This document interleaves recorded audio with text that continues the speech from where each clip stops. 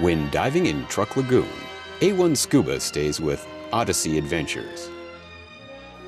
Luxury accommodations, gourmet dining, excellent dive facilities and dive leaders, relaxing salons, computers and battery recharging stations, and of course, hand feeding of sharks. Look how fast they are. Really only 5. They just swim around. Yeah.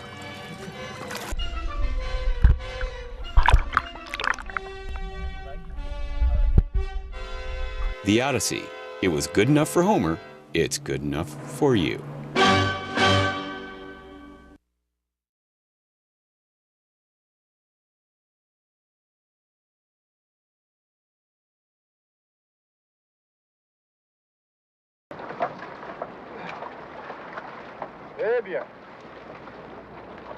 The divers will now compare their impressions. It has become clear that the two-day tragedy of Truk has had far-reaching consequences. Can you do this? The undersea environment is still damaged, and it may take several generations before the lagoon recovers, if ever. Yet for the men, there is the exhilaration of meaningful dives. It's got 2 little red... Now Cousteau plans their most crucial dive. Oh, This. yeah. And then Okay, and then that one is goes- whiskey there on you the go. rocks. There's no rocks anymore, and it used to be up to here. And who poured that for you? I did. Him, the captain. Proudly, he Captain. says.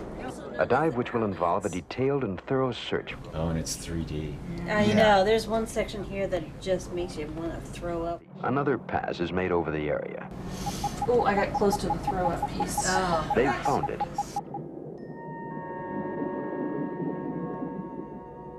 3,000 years before Christ, Gilgamesh, the king and hero of Sumer, dove beneath the sea in search of an herb that gave eternal life. He was the first to be obsessed by the unknown. He would not be the last.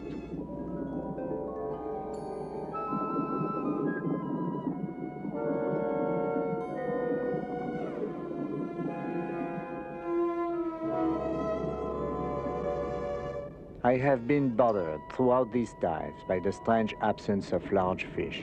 Now I begin to suspect why. These are explosives, and explosions kill fish. I would soon learn that the wartime stockpiles of ammunition on the islands had been pilfered. Dynamite fishing had practically eliminated fish that take 20 or 30 years to grow. Another legacy of war.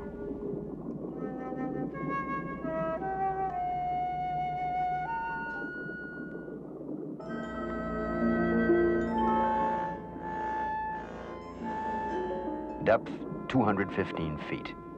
The Cousteau divers continue their descent toward a lost ship in the deepest waters of Truk Lagoon. As they go deeper, light diminishes. The water is hazy and visibility is poor.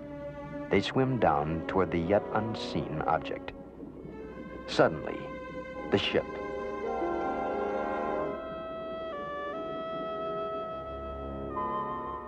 Anti-aircraft guns, aimed up toward the sky, testified of sailors who continued to fight while the ship was sinking.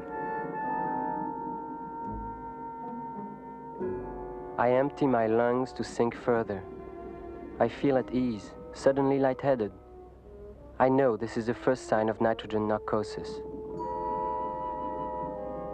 Amidship, Christian finds an entry.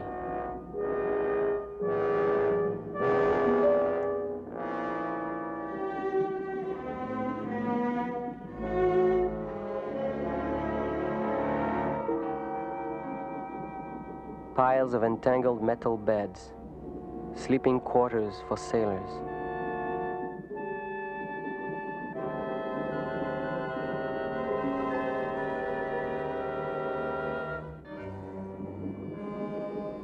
Depth, 280 feet.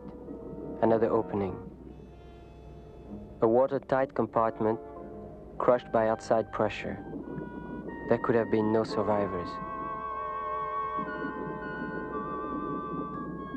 Christian takes the lamp. Dominique will remain here to clear the cable and keep watch.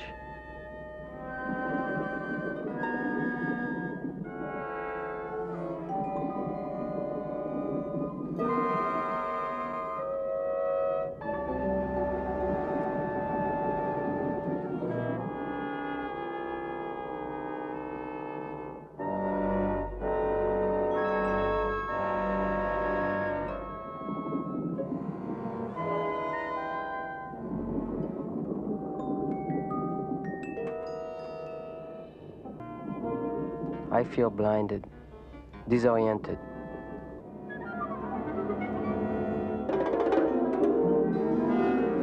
I keep the camera rolling. And suddenly, a vision of hell.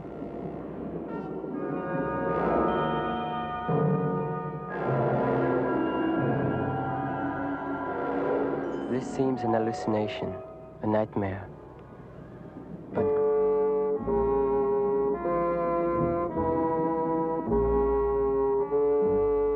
to emerge from the ship's entrails is to be born again.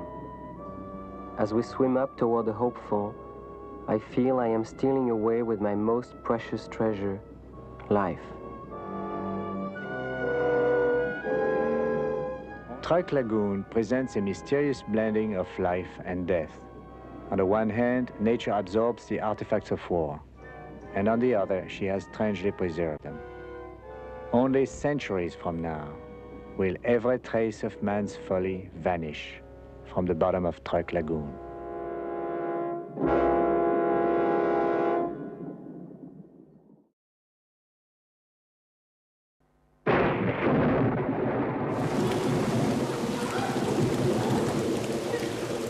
Two months after their arrival, the Truk expedition team departs.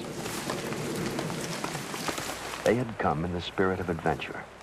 Now, as they leave on their last voyage in the lagoon, they carry with them the rueful memory of what they have found.